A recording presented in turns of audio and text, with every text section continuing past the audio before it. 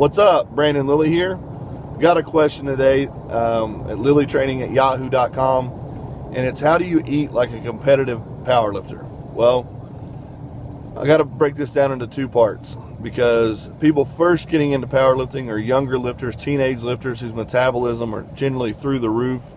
They don't carry the muscle mass to really be great powerlifters. So what you have to do kind of in the beginning is you have to kind of get into this sloppy, I won't say sloppy fat, but just kind of this jacked fat mode. You just have to eat. You have to get big. You have to get strong. You know, if you're 6 feet and you're 240 pounds, you know, I was competing at as high as 330 pounds at 6 feet tall. So you obviously need to put some body weight on. I'm not saying you need to be 330, but you know, 275, 280, 290 probably needs to be somewhere along your lines. And you need to eat for that. You know, you need to eat heavy. You need to eat good foods, but you need to eat heavy. Now, once you've kind of gotten past that stage where you've filled your body out and you're getting more into a refining stage, these are the rules that I like to follow. Number one, 1 pound or 1 gram of protein per pound of body weight. So for me, I'm a little under 300 pounds right now. I'm actually 293, doing a little bit of a cut right now just because I had a goal of competing at Mark Bell's meet. So I get back up to 315 pounds after all my surgeries. And just for different goal-oriented reasons, I'm trying to get my body weight down under 290 pounds. So my diet's a little bit different than what I prescribe most of the time, so I'm going to give you what I would do most of the time. Let's say I'm 300 pounds, just for example purposes. That's 1 gram of protein per pound, so it's 300 grams of protein. And then I go just about 50%, you know, half a gram of fat per pound of body weight. So that's about 150 grams for me. So I've got 300 grams of protein, 150 grams of fat. Those two things are completely dependent upon my body weight. Now, being a performance athlete, I need carbohydrates. Carbohydrates aid in performance. You know, I know that there's scientific evidence to show that paleo diets work, ketosis diets work, all that stuff. That's all fine and well. I'm giving you what I've done in the past, what I've found to be successful, and what I know a lot of other lifters adhere to. So I believe in carbohydrates. I really do. I think they're an effective tool not only at maintaining performance, but at maintaining the appearance of your physique.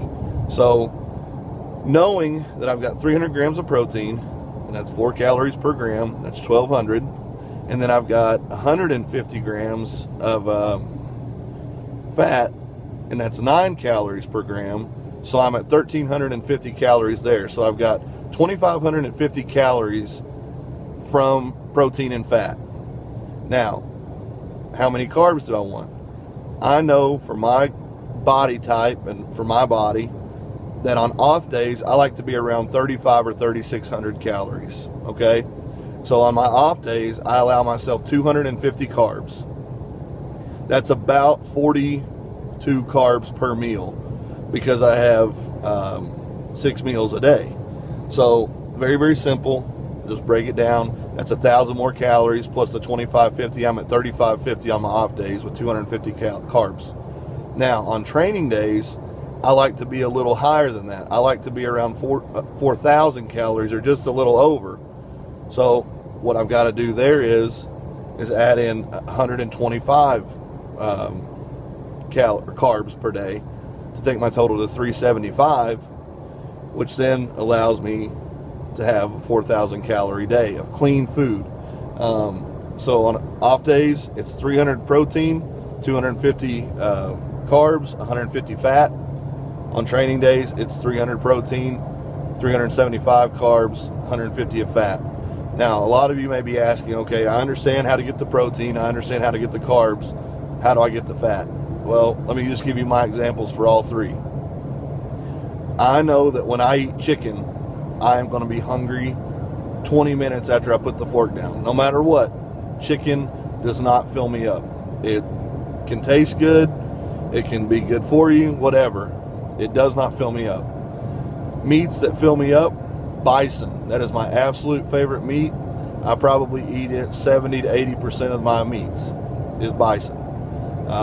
Next would be beef, and next after that would be salmon. Those three meats tend to be a little bit higher in fat. The fat content kind of, thickens the meat a little bit as far as texture and taste. It gives it a more robust flavor, and I enjoy that. I enjoy the way that I feel after I eat those meats, so I stick to those in my diet. Nothing wrong with chicken. You may do perfectly well on chicken and tuna. I can eat them, and I'm starving to death, so I avoid them. Now, because I believe in natural fats, I love animal fats. So when I get my beef, unless I'm doing some kind of cutting stage or something like that, I always go for 85-15. Same for the bison. Bison's a little bit harder to get that cut, so I'll usually go 90-10 on the bison. And salmon is fatty in and of itself. So I don't wash my hamburger. I know that was a craze there for a while. You'd rinse the fat off your hamburger, or you drain the fat off. I absolutely do not. The way to do that is to add a little bit of seasoning and cook the hamburger just a little bit longer, and the fat will reabsorb. That fat is good for you. It is nature's fat, so utilize it. The next thing that I use, coconut oils, olive oil, every now and then some grapeseed oil.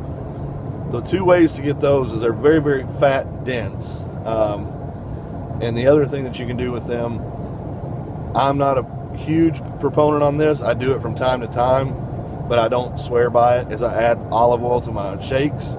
I really, really like shakes. And that was something else that I should have told you for the protein, is I use the ISO whey from Universal. And then I also use a casein protein at night, so it lasts a little bit longer through the night. But adding the olive oil is really, really good, but don't go crazy with it or you're going to shit yourself to death. Adding a tablespoon to each shake is going to give you tons of extra fat right there. Nuts, they're awesome. And I also like cottage cheese. I'm not somebody who's a huge proponent of avoiding dairy.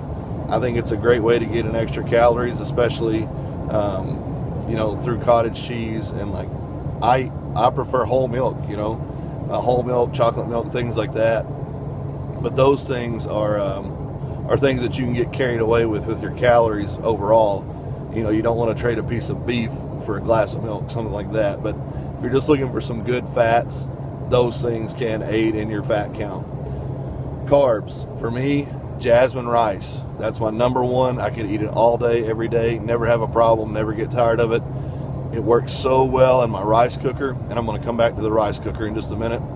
Sweet potatoes are next. Oats are always a staple. I can put them in my shakes. I can make protein pancakes with them. I can have them straight out in the morning. And cream of rice. That's another one that I've turned on to here lately. From IFBB Pro Justin Compton is a friend of mine. He suggested I try the cream of rice, and I really, really enjoy that with the Torani caramel syrup and some Splenda. So there's all kinds of neat tricks out there for eating foods to make them taste good and to eat healthy. Mrs. Dash is my best friend. She makes so many flavorings and seasonings and all that stuff. You don't have to eat shitty tasting food to eat clean. I strive to make my foods taste good. And one of the ways that I do that, I always cook with peppers, onions, things like that, and I add those seasonings in. Back to the rice cooker, spend $20 or $50 even for one of the better ones, to where you can have a rice cooker that steams rice all day long. And it's easy calories right there waiting for you, rather than going to the cupboard and getting some Pop-Tarts or getting some potato chips or whatever. You've got that rice cooker going, and it's easy to get a cup of rice, grab a piece of chicken or grab some beef that you've already pre-cooked, warm it up in the microwave. 2 minutes later, you got a perfectly good, balanced meal. And the other thing that you can do with the rice cooker is, whenever I'm warming up my meat in the microwave, is I'll just throw some fresh vegetables on there, either broccoli or spinach. I'll throw it in the rice cooker, and it'll steam for 2 to 3 minutes, and you got perfectly steamed vegetables. And you got a awesome, perfectly balanced meal right there. So there's no excuse to not eat clean. I've done the math. Before at one time I was eating out 3 and 4 times a day, and it was wearing me out. It was getting so expensive. So go to places that have good food. I mean, even at Kroger, they're starting to carry more organic, grass-fed type beefs, cage-free chickens and things like that. So go to those places, seek that kind of food out, because it is a higher quality food. It tastes better. And you'll notice a difference, not only in your pocketbook, but in the way you feel and in your performance. I swear you will. The reference that I always give people, you're essentially making your body into a high performance vehicle, such as a drag car. You build this awesome drag car, you tune the engine, you put a supercharger on it or a twin turbo, you got everything built mechanically properly, ready to go, and then you go put some 87 gasoline in it. It's going to run like shit. You use some high level ethanol or something, some jet fuel along those lines, it's going to run amazing. It's the same thing as food. If you're cramming your body full of junk food, full of shitty quality food such as pizza, takeout every night, fast food, your body's just not going to perform as well. I swear it will not. I've been a person who's done that. I've forced the calories, that way. And sometimes, I'm not going to argue with you, it can be a good thing to get those extra dense calories, but at the highest level of performance, the best way to get your body to respond and perform is through good food. And that's all I got to say about that. So hopefully, you don't think I was too long-winded. Hope you got some good information from it, and I'll catch you guys later. Thanks for tuning in.